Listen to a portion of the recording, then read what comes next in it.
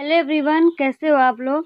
जैसा कि आप लोगों को पता है कि हमने क्या स्ट्रेटेजी बनाई थी कि फर्स्ट वीक में क्या पढ़ना है, सेकेंड वीक में क्या, थर्ड वीक में क्या और चौथे वीक में हमें क्या पढ़ना है। हमने डिसाइड कल ही किया था। तो मेरा हम लोग का पहला क्या था डिसाइड कि हम लोग 6 जनवरी तक अपना सिलेबस ख़त्म कर देंगे और साथ में क्वेश्चन पेपर करते चलेंगे, ठीक है। तो सबसे पहले तो हम देखिए क्या हम लोगों ने क्या 2 सप्ताह में सिलेबस और क्वेश्चन पेपर हमने डिसाइड किया था।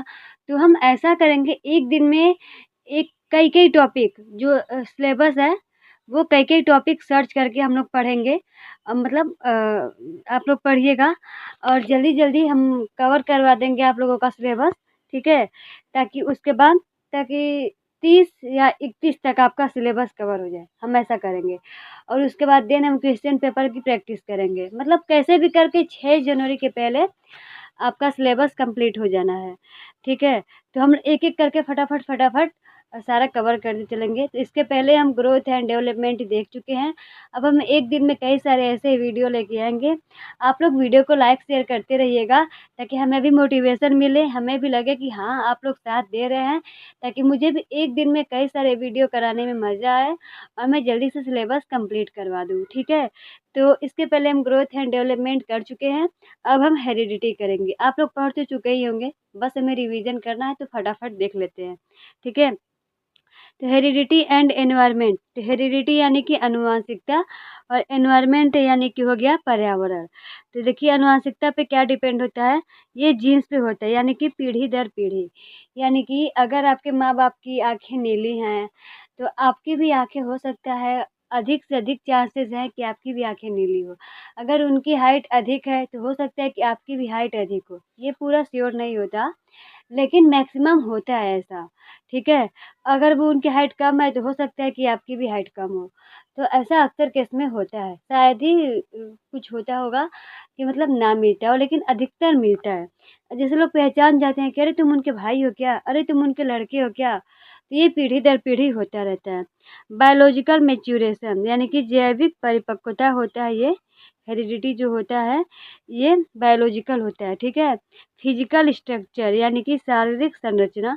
अगर ऐसा होता है कि किसी परिवार में कोई सभी लोग मोटे होते हैं, किसी में पतले होते हैं, अगर उनके फैमिली के मेंबर पहले के मोटे हैं, तो हो सकता है कि अब भी मोटे हों। यानी कि वही लंबाई हो, चौड़ाई हो, यानी कि शारीरिक संरचना डिपेंड करती है हेरिडिटी पे ही, ठीक है? और कुछ परसेंट होता है पर्यावरण पे। मान लीजिए उनकी शारीरिक संरचना आप नहीं हो पाई अच्छे से, लेकिन आपका पर्यावरण अधिक है, अलग है, आपने अच्छे से खाया-पिया, तो हो सकता है। लेकिन अक्सर ऐसा होता है कि आप कितने भी अच्छे से खा लो ना, लेकिन अगर आपकी पीढ़ी में लोग पतले-दुबले हैं, आपके माँ-बाप पतले-दुबले हैं, तो हो सकता है कि कितना भी खा लो, आप पतले ही रहो, ऐसा भी होता है। जेंडर डिस्क्रिमिनेशन होता है, यानी कि लिंग भेद, ये भी डिपेंड होता है हेरिडिटी पे, यानी कि आनुवंशिकता पे।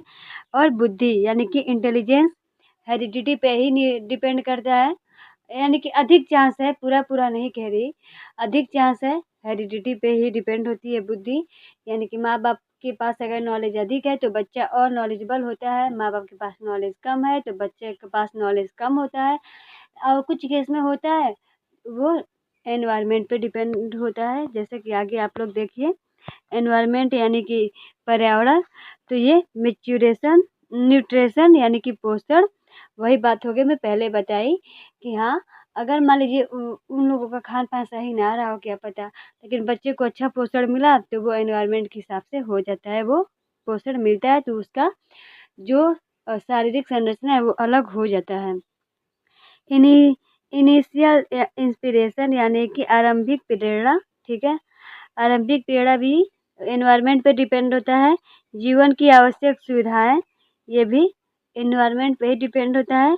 समाज और संस्कृति, यानी कि ये फैमिली पे होता है, लेकिन मान लीजिए बच्चा स्कूल में जाता है, गाँव में जाता है, समाज में जाता है, तो उसका भी असर पड़ता है बच्चे पे। आप लोग को तो पता ही, लोग कहते हैं, "अरे! ये बच्चा बदमाश है, इसके साथ मत खेलने दो, वरना ये भी बिगड़ जाएगा।" वो बच्चा पढ़ने में ठीक है, उसके साथ रखो, ऐसा होता है ना?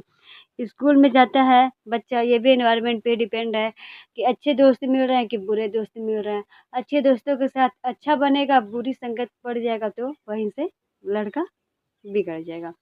शिक्षा एनवायरनमेंट पे डिपेंड होता है। सामाजिक नीतियाँ एनवायरनमेंट पे डिपेंड होता है, यानी कि सामाजिक से रिलेटेड है। अधिगम यानी कि लर्निंग, आप लोगों ने पढ़ा होगा, ये भी पर्यावरण पे ही डिपेंड है। यानी कि बच्चा जो चीज़ें पर्यावरण से, यानी कि गाँव से, समाज से, स्कूल से, कहीं भी आता जाता है, सीखता है, वो सब एनवायरनमेंट पे ही डिपेंड होता है, ठीक है? तो हेरिडिटी एंड एनवायरनमेंट आप लोगों को समझ में आ गया होगा। और कोई भी कन्फ्यूजन हो तो कमेंट बॉक्स में बेझिझक पूछ सकते हैं। हम लोग साथ में मिलकर प्रैक्टिस करेंगे, अच्छे से करेंगे प्रैक्टिस, ठीक है? तो कन्फ्यूजन हो तो कमेंट कर दीजिए, और वीडियो अच्छी लगी हो तो लाइक वाइक शेयर वेयर करते रहिए, ताकि हमें भी मोटिवेशन मिले। मैं और वीडियो एक दिन में कई वीडियो लेके आऊँ। तो मिलते हैं अगले वीडियो में नए टॉपिक के साथ, और चैनल को सब्सक्राइब कर लीजिए ताकि मैं वीडियो डालते नोटिफिकेशन आपको मिल जाए। मिलते हैं अगले वीडियो में। Bye, take care, Radhe Radhe.